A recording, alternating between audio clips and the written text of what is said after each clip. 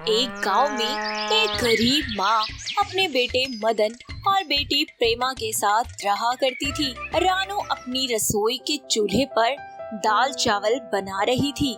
तभी उसका बेटा मदन उसके पास आकर बोलता है, माँ, क्या बनाया है आज खाने में? बड़ी भूख लगी है, जल्दी से कुछ खाने को दे दो। अरे बेटा, तेरे मनपसंद के दाल चावल बनाए हैं, रुक जा अभी परोसती हूँ। अरे माँ, फिर से दाल चावल? अरे मैं खा खा के पक गया हूँ ये दाल चावल।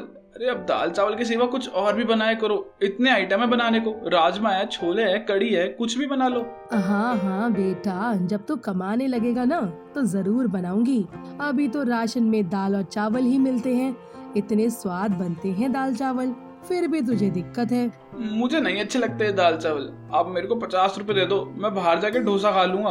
अरे कैसी बातें कर रहा है, ऐसे होते बेटा तो मैं शाही पनीर ना बना लेती। अब तू बैठ और चुपचाप दाल चावल खा। मदन बेचारे को अब दाल चावल ही खाने पड़ते हैं और उसके पास कोई चारा नहीं होता। वहीं दूसरी तरफ मदन की बहन प्रेमा जो कॉलेज में पढ़ती थी, तो वह भी रोज लंच में दाल चावल ही ले जाया करती थी, जिसके कारण एक दिन जब कॉलेज का लंच टाइम होता है तो प्रेमा के पास उसका एक दोस्त मृदुल आता है और कहता है, प्रेरणा, क्या तू नाराज है क्या मेरे से, जो अकेले अकेले आके लंच करती है? अरे कोई गलती हुई है तो बता। अरे नहीं नहीं, तेरे से कोई गलती नहीं हुई, तू जा, मैं ठीक हूँ और कैंटीन का खाना मुझे पसंद नहीं है। अरे तो तू हमको बैठ के कंपनी दे दियो, तू तो घर से लंच भी लेके आती है, वो खा लियो। अकेले मत बैठ यार, और हमें भी तो आंटी के हाथ का खाना खिला, हम भी चख लेंगे तेरा लंच। यार अगर इन्होंने मेरे लंच में दाल चावल देख लिया तो ये मेरा बहुत मजाक उड़ाएंगे। नहीं नहीं, मेरे लंच में ऐसा कुछ स्पेशल नहीं है, तुम लोग जाओ, मैं नहीं आ रही। देख, अगर तुझे हमसे दिक्कत है तो साफ साफ बोल, ये बहाने मत बना। क्या मुझे अपना दोस्त नहीं मानती क्या तू?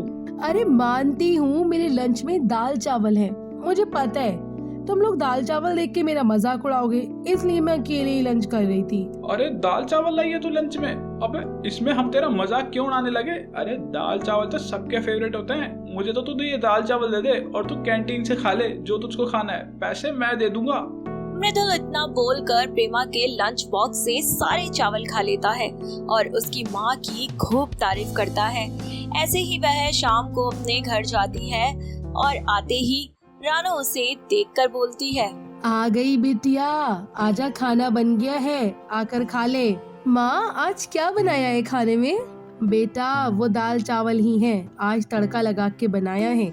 आ बैठ, मैं लगाती हूँ खाना। दाल चावल का नाम सुनकर प्रेमा का मुंह बन जाता है और वह अपनी माँ से कहती है, माँ, मैं आज बाहर से खा के आई हूँ, वो मेरे दोस्त का जन्मदिन था तो उसने मुझे बाहर पार्टी दी है।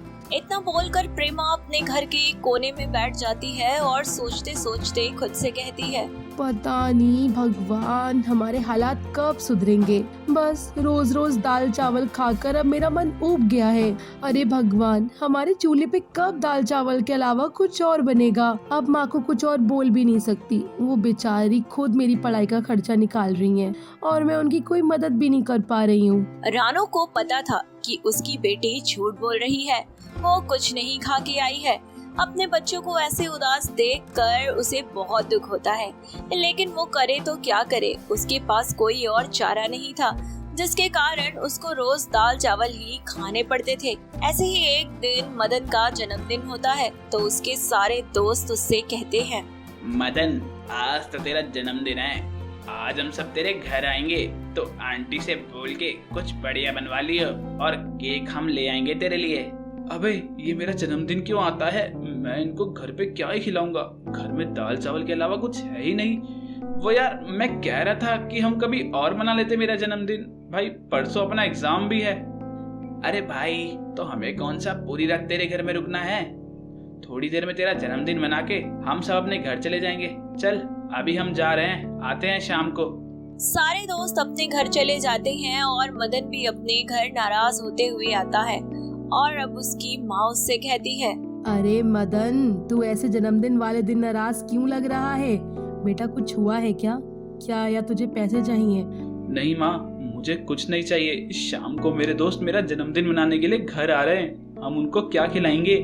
बेटा तू चिंता मत कर, मैं उनको अपने हाथों के स्पेशल घी वाले तड़के में दाल चावल खिलाऊंगी।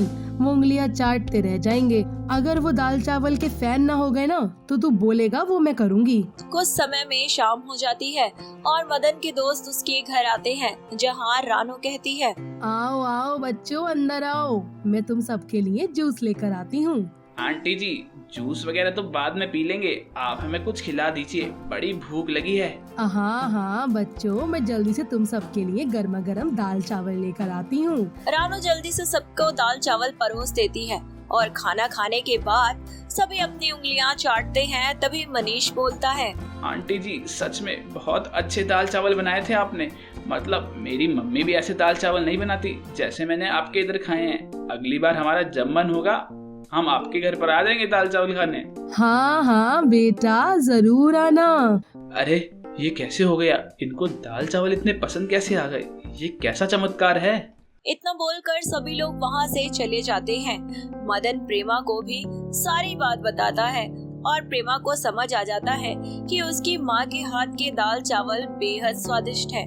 बस अब वो उनको इसीलिए अच्छे नहीं लगते थे क्योंकि वह उनको रोजाना खाने पड़ते थे।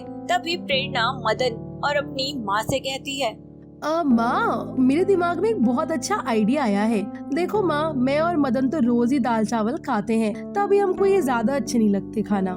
पता है, कल कॉलेज में भी बच्चों ने आपके दाल चावल खाए और बहुत तारीफ करी, और आज मदन के दोस्तों ने खाकर भी तारीफ करी, और वैसे ही कोई और भी खाएगा तो तारीफ करेगा।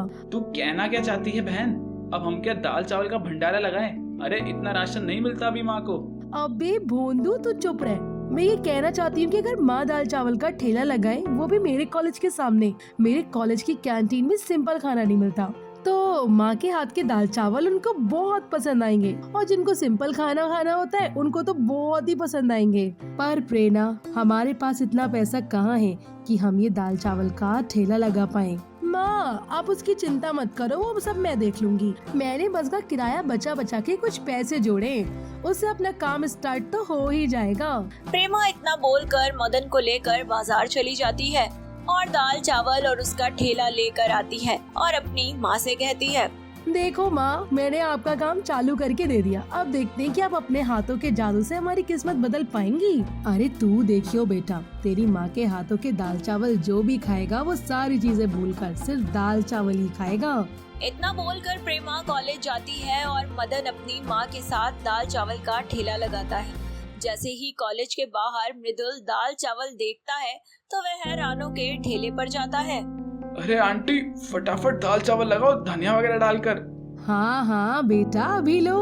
मदन जल्दी से उस लड़के को दाल चावल देती है, जिसके बाद वह दाल चावल खाता है और कहता है, अरे वाह, क्या टेस्टी दाल चावल है आंटी, बहुत स्वाद, मजा आ गया।